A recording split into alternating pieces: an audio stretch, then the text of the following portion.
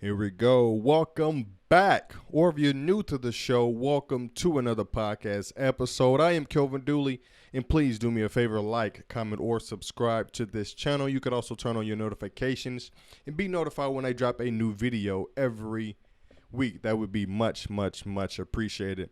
I am back today to give you guys the franchise, episode 3, Clear the Way, episode review, done by the Kansas City Chiefs, debuted it last Thursday. Here I am bringing you guys a review today. Let's get things started here. My first takeaway from episode 3, Clear the Way, is the value the Chiefs have gotten back with their last 2 first-round picks. Now, it's been 3 seasons since we've gotten Patrick Mahomes, but we've only used 2 first-round picks, of course, giving away 2 first-round picks for Patrick Mahomes, and just this offseason giving away a first-round pick for Frank Clark. The Chiefs haven't drafted in the first round the last 2 seasons, but the 2 players the Chiefs have gotten back is an MVP in Patrick Mahomes. And look, by the way, if you guys hadn't noticed, MVP his first full season starting as an NFL quarterback. And then secondly, now we haven't seen the value in Frank Clark, but is widely considered by many, not me, but by many, Frank Clark is an elite NFL pass rusher. I think he is at the top of tier 2. I wouldn't put him in the same category yet with a Von Miller, with a Khalil Mack, with a Aaron Donald, with a Lawrence in Dallas. I wouldn't put him up there with those guys yet. But he's 25 years old. If he's not elite now, he will certainly have the opportunity to prove me wrong this upcoming season. He's 25 years old. Again, if he's not elite now, these next 16 games, he has every chance to prove that he is an elite pass rusher in this league. And by the way, he's getting paid like it, right? Huge contract. He's getting paid amongst the best NFL pass rushers. If he is an elite pass rusher, this is the time to show it. But again, the value the Chiefs have gotten back with those 2 first-round picks, or those 2 players at least, Patrick Mahomes and Frank Clark, I would take those 2 players over any of the 2 players that have been drafted the last 2 seasons in the NFL. That's over a Baker Mayfield. That's over a Saquon Barkley. I would take those 2 players over any of the draft picks the last 2 seasons in the NFL. That was my first takeaway of episode 3 of the franchise. The value that the Chiefs have gotten back with their last 2 players. After trading away 3 first-round picks, the Chiefs have gotten back Patrick Mahomes and Frank Clark. Oh, my God. Brett Veach. Do the damn thing, Veach. Way to go. My second takeaway. Steve Spagnuolo has been spoiled. Absolutely spoiled his first offseason as defensive coordinator of the Kansas City Chiefs. Veach, Reed and company, Clark Hunt were like, wait. We have Patrick Mahomes starting at quarterback. We'll be fine. Right? His first full season, I think I can make a safe case that Andy Reid was in his ear all season long. A lot of what Patrick Mahomes accomplished you have to give a lot of that credit to Andy Reid, his play calling, the system, and the talent around this kid and Patrick Mahomes. From here on out, we're going to see just the pure talent. We're going to see Patrick Mahomes actually lead the Chiefs. Right? I think it's comparable to a Tom Brady in his first 2 or 3 Super Bowl wins. Right? Those championship wins weren't on the back of Tom Brady. It was all-time defenses. It's an all-time kicker in Vinatieri, and all-time play callers. Tom Brady didn't win those championships with his talent, with his IQ, like he has done the last 2, 3 championships. Tom Brady has just done that with just IQ, execution, the offensive coordinator on the field, the general that he is. I equate to what we're seeing from Tom Brady now and probably of the last 6 or 7 seasons, that's what we'll begin to see from Patrick Mahomes. And to my larger point, Andy Reid, Brett Veach came into the season saying this: Pat Mahomes and this offense will be okay. We are set. How can we make this defense better? All of our draft capital, all of the above, our cap space, we're going to shift it all to the defense. How can we make this defense better? Spagnuolo, Tyrann Mathieu, Frank Clark, Colin Sanders, Chris Jones. Don't worry, Chiefs Kingdom. Chris Jones will be ready to go game 1. Breeland Speaks, Brashard Breeland, Juan Thornhill. I mean, this Chiefs defense is significantly better compared to last season. Spagnuolo has been spoiled, in my opinion. You know, he won't go from a 31st ranked defense to number 1, but you got Patrick Mahomes. You don't need the number 1 ranked defense in the NFL.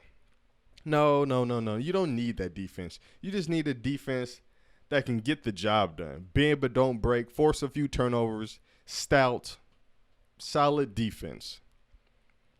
Spagnuolo he has those guys. Again, Chris Jones and Frank Clark, I think a very, very underrated duo in the NFL.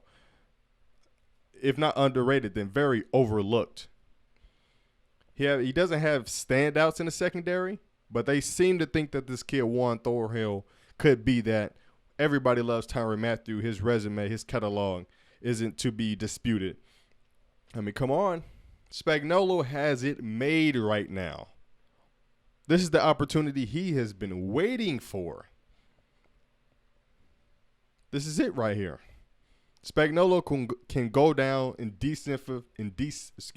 defensive folklore, having won titles in New York and if he can, come to Kansas City with Patrick Mahomes and company, Andy Reid, and turn his defense, give this defense a complete 360 and be the reason that these Kansas City Chiefs win a Super Bowl. He can go down in Kansas City Chiefs Kingdom folklore and defensive history folklore, if he can accomplish this in Kansas City. I think Steve Spagnuolo is very, very spoiled as the defensive coordinator of the Kansas City Chiefs. My next takeaway, my third takeaway, Khalil McKenzie's legs. Oh, my God. When he's working with the Hall of Famer Will Shields, I couldn't help but look at this man's thighs. Holy crap. I mean, we talk about Saquon and his quads. What about Khalil McKenzie's legs and his thighs and quads and calves? What in the hell? Holy crap. Another thing I was pretty fascinated by is his love for anime. I don't have a deep love for anime like Khalil McKenzie, but one anime cartoon that stuck out was One Punch Man hanging up on his wall. Shouts out to McKenzie. That is one anime that I do thoroughly enjoy. I love One Punch Man. Pretty good show. Season 2 has been, I think it's been good. I think it's been pretty good. My fourth takeaway, the one-day signings, the one-day retirements of Jamal Charles, Derrick Johnson, and Dwayne Bowe. Those three guys specifically, I was young enough to remember the Elvis Gerbacks and the Tyler Thigpens, some of those guys a little bit prior to Jamal Charles, Dwayne Bowe, Derrick Johnson, or at least those, if they're not prior, then certainly those were the down years for all three of those players. But where I really fell in love and where I was old enough to understand that I love this team, that I am a diehard Chiefs fan, and I'm riding with this franchise till the end. It was players like Jamal Charles and his speed and his explosiveness, his acceleration, his big play ability.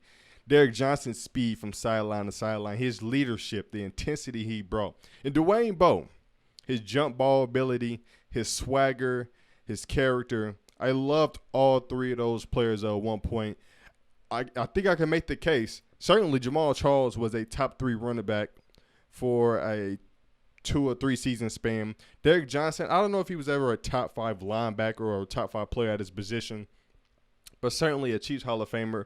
He was certainly one of amongst the league's consistent linebackers over a whole decade. That was Derrick Johnson. Dwayne Bowe, for a season or two, the best jump ball player in football. He led the league in touchdowns one NFL season. Dwayne Bowe was a good wide receiver, one of the best just receivers, period, in Chiefs history. So to see those guys be handed framed jerseys by Dustin Colquitt, those guys, you can see it on social media.